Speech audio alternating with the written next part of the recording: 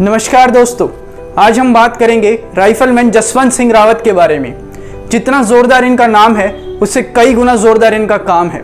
अगर आप इनकी वीर गाथा सुनेंगे तो मैं दावे के साथ कह सकता हूं आपके भी रोंगटे खड़े हो जाएंगे। ये वो भारतीय जवान है जिसने एक अकेले ने 1962 के भारत चीन युद्ध में 300 चीनियों को मार दिया था। ये वो आदमी है जो आज भी मरने उपरांत देश की सेवा में बॉर्डर पे उपस्थित है। तो आइए जानते हैं इनकी ये शौर्य गाथा।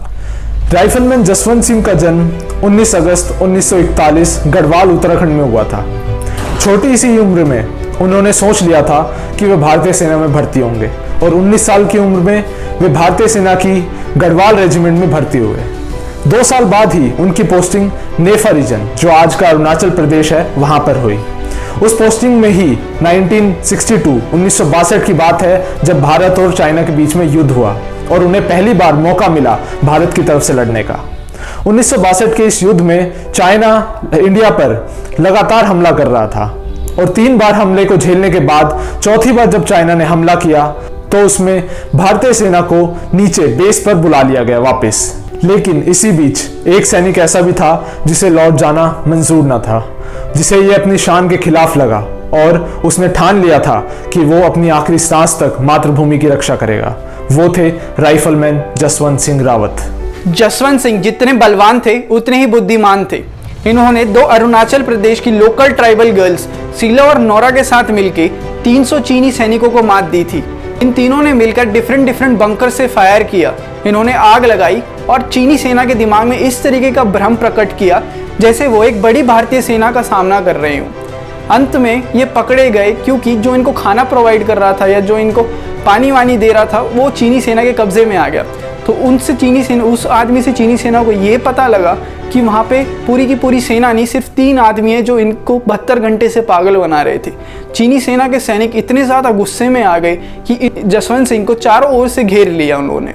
चारों ओर से घेरने के बाद शीला की ग्रेनेड ब्लास्ट में मौत हो गई और नोरा को उनको कब्जे में ले लिया और जसवंत सिंह ने अपने आप को खुद गोली मार ली। गुस्सैल चीनी सैनिकों ने जसवंत सिंह का सिर काट के बॉर्डर के उस पार ले गई।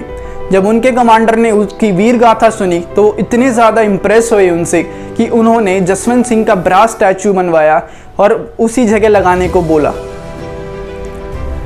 इतना ही नहीं, उनके शहीद होने के इतने साल बाद भी उनका प्रेम देश के लिए कम ना हुआ। किसी ने सही कहा है, एक देश प्रेमी की तो आत्मा भी देश के लिए समर्पित होती है।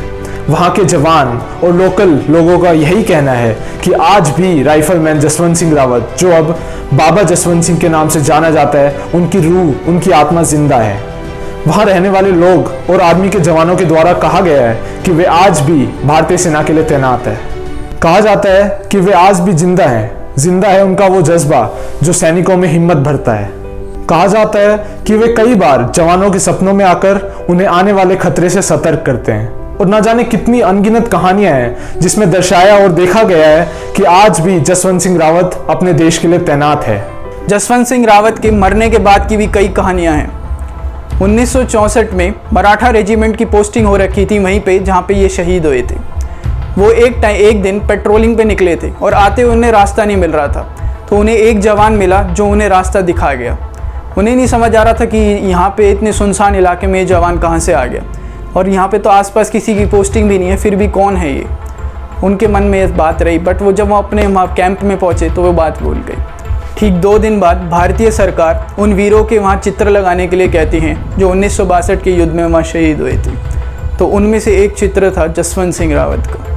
वो पेट्रोलिंग वाली टीम देख के हक्का बक्का हो जाती है, तो उन्हें समझ नहीं आता ये हुआ क्या। तो ये पहला किस्सा था जिससे पता लगा जसवंत सिंह रावत अभी भी देश की सेवा करते हैं। एक भारतीय सैनिक बड़ा परेशान था, उसको उसकी बहन की शादी में जाना था बट उसकी छुट्टी मंजूर नहीं हो रही थी। वो बाबा जसवंत सिंह रावत की मूर्ति के नीचे जाके रोया। उसने कहा, ए बाबा, मैं तो तेरे इतनी सेवा करता हूँ, तुझे इतना मानता हूँ, आज इस कठिनाई के वक्त में तू ही मेरा साथ दे।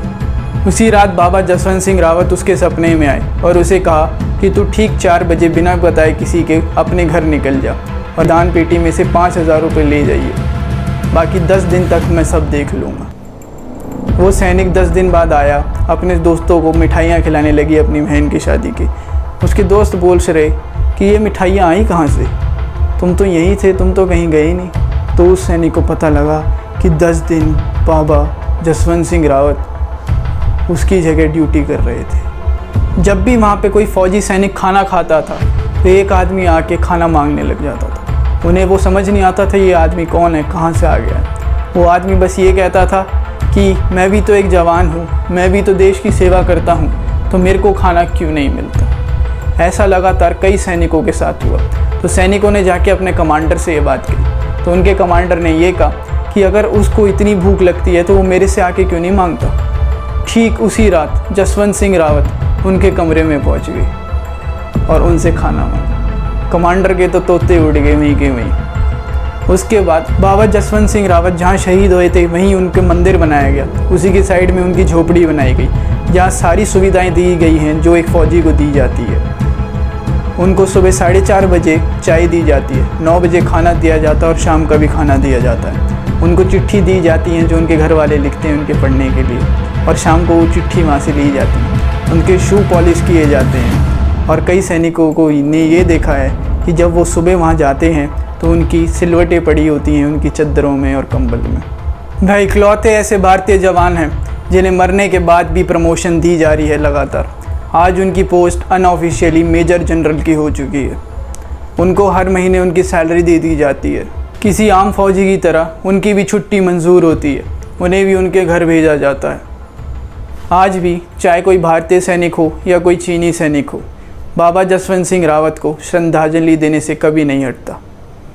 अंत में मैं बस इतना कहना चाहूँगा कि हर एक भारतीय को गर्व होना चाहिए कि उसे भारत जैसी मातृभूमि में जन्म लेने का मौका मिला, जिसके जवान जीते जीते उसका गौरव बढ़ाते ही हैं, बल्कि मरने के बाद भी उसकी सेवा में कार्यरत है। अगर आपको हमारी वीडियो पसंद आई हो, then please like, share and please subscribe to the channel.